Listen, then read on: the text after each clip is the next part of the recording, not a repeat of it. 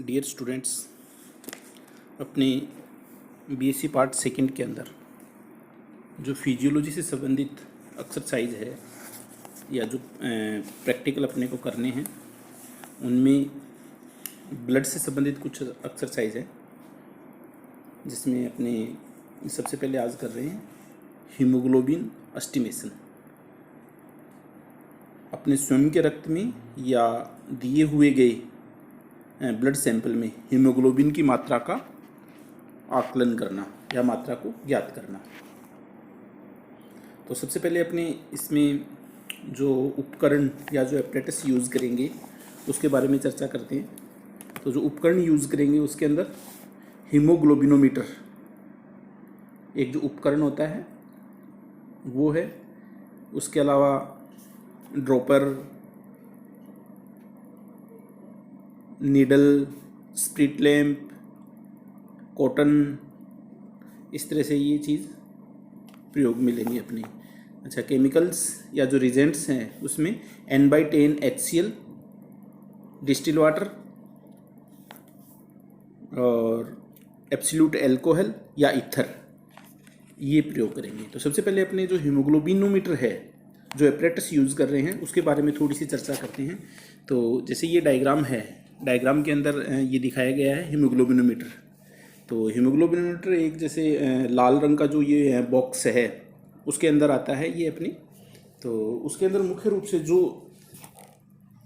चीज़ें इसके अंदर जो उपकरण हैं उनके अंदर एक तो स्टैंडर्ड ट्यूब है। जैसे ये बीच के अंदर जो डायग्राम में लिया गया है ये स्टैंडर्ड ट्यूब है। स्टैंडर्ड ट्यूब के अंदर बीच के अंदर इसमें एक हीमोग्लोबिन पिपेट या जो उसकी मेजरिंग ट्यूब है वो है, और उसमें जैसे लाइनिंग करके जो ये चीज़ दिखा रहा है कि ये सारा का सारा क्या है, इसका कलर है इसके अंदर इस तरह का कत्थई कलर या जैसे अपने हल्का ब्राउन कलर कहेंगे ये है। और इसके अंदर जो केविटी है उस केविटी के अंदर ये मेजरिंग ट्यूब डालने का स्थान है। इसके अलावा एक इसके अंदर हीमोग्लोबिन पिपेट है और इस पिपेट के अंदर 20 अंक तक एक लाइन है जो अंकित है। इसका मतलब ये है कि इसके अंदर 20 वर्ग mm इसका व्यास है पिपेट का, 20 या 20 क्यूबिक mm ये इसका व्यास है। तो ये इसका मुख्य उपकरण है। इसके अलावा जो प्रिंसिपल की बात करें या सिद्धांत इसका, तो सिद्धांत के अंदर हीमोग्लोबिन, अपने को सबको पता है कि हीमोग्लोबिन होता है वो क्या है, रेस्पिरेटरी पिगमेंट है। और ये जंतु की आरबीसी या जो लाल रक्त कणिकाएं हैं उनके अंदर पाया जाता है और इसका कार्य ऑक्सीजन का संवहन करना होता है। ऑक्सीजन को एक स्थान से दूसरे स्थान तक, पूरी बॉडी के अंदर जो ऑक्सीजन की सप्लाई होती है वो हीमोग्लोबिन के द्वारा ही की जाती है। और इस हीमोग्लोबिन की जो मात्रा होती है वो ब्लड के अंदर निश्चित होती है। किसी भी डिजीज़ या जो असाधारण कंडीशन है उसके अंदर जो हीमोग्लोबिन होता है वो हिमेटिन में कन्वर्ट हो जाता है, जिससे हीमोग्लोबिन की कमी आ जाती है। और इसके कारण ये अपने जो हीमोग्लोबिन है वो निर्धारित मात्रा में या निश्चित मात्रा के अंदर होना चाहिए। अच्छा, अपन जो मानव के अंदर जो रक्त है, रक्त के अंदर हीमोग्लोबिन की मात्रा है वो लिंग के ऊपर निर्भर करती है, मेल और फीमेल के अंदर। तो जो मेल है, मेल के अंदर जो प्रत्येक 100 ml ब्लड में हीमोग्लोबिन की औसत मात्रा लगभग 15.8 ग्राम प्रति 100 ml जो ब्लड है उसके अंदर होती है 15.8, और फीमेल के अंदर ये जो मात्रा होती है वो अप्रोक्सीमेट 0.8 ग्राम प्रति 100 ml ये इसके अंदर पाई जाती है। तो सबसे पहले अपनी इसकी जो प्रोसेस की बात करें, जो विधि है, हीमोग्लोबिन को अपन किस तरह से ज्ञात करते हैं हीमोग्लोबिन की मात्रा को। तो जो प्रोसेस है, प्रोसेस के अंदर सबसे पहले अपने जो हीमोग्लोबिन मेजरिंग ट्यूब है, जो स्टैंडर्ड ट्यूब है, उसके अंदर जो बीच में जो अपन डालते हैं वो क्या है, इसकी हीमोग्लोबिन मेजरिंग ट्यूब है। उसके अंदर सबसे पहले अपन बात करें, उसके अंदर दो तरह के जो अंक निर्धारण किए गए, जिसमें एक तो लाल रंग का है और एक इसके अंदर पीले रंग की लाइनिंग होती है। जो पीले रंग की लाइनिंग है वो कितनी, 2 से लेके और 22 अंक तक इसके अंदर अंकित है। और इसी तरह से जो लाल है जो लाल चिन्ह है या जो निशान है, लाल लाइनिंग है, 10 से लेके और 140 तक इसके अंदर अंकित है। तो अपने जो येलो कलर की जो लाइनिंग है उसको यूज़ करना है अपने को। तो ये 2 से स्टार्ट है। तो अपने पहले क्या करते हैं, जो ये मेजरिंग ट्यूब है उस मेजरिंग ट्यूब के अंदर जो 2 अंक है, 2 अंक तक n/10 HCl डालते हैं इसके अंदर।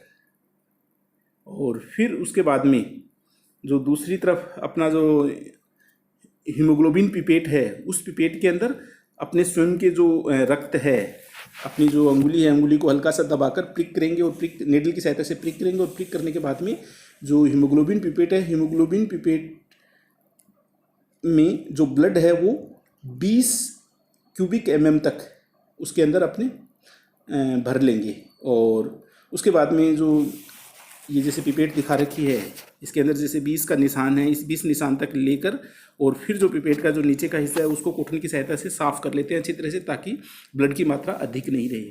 फिर अपने जो अगला स्टेप, उसके अंदर जो हीमोग्लोबिन पिपेट है, उस पिपेट से ब्लड को हीमोग्लोबिन मेजरिंग सिलेंडर जो ट्यूब है उस मेजरिंग ट्यूब के अंदर डालते हैं। और डालते समय अपने को क्या ध्यान रखना है कि रक्त के जो पिपेट है वो पिपेट का अंतिम सिरा HCl के अंदर डूबा हुआ होना चाहिए। इस तरह से, यानी ये जो पिपेट है, पिपेट ट्यूब के अंदर डालेंगे और बिल्कुल अंदर नीचे तक डालकर, और जो इसका एंड पॉइंट है वो HCl के अंदर डूब जाए। उसके बाद में हल्की सी हवा के द्वारा अपने उसके अंदर पूरा ब्लड है वो मेजरिंग पिपेट के अंदर, मेजरिंग ट्यूब के अंदर डाल देंगे। और डालने के बाद में उसको अच्छी तरह से मिक्स करते हैं।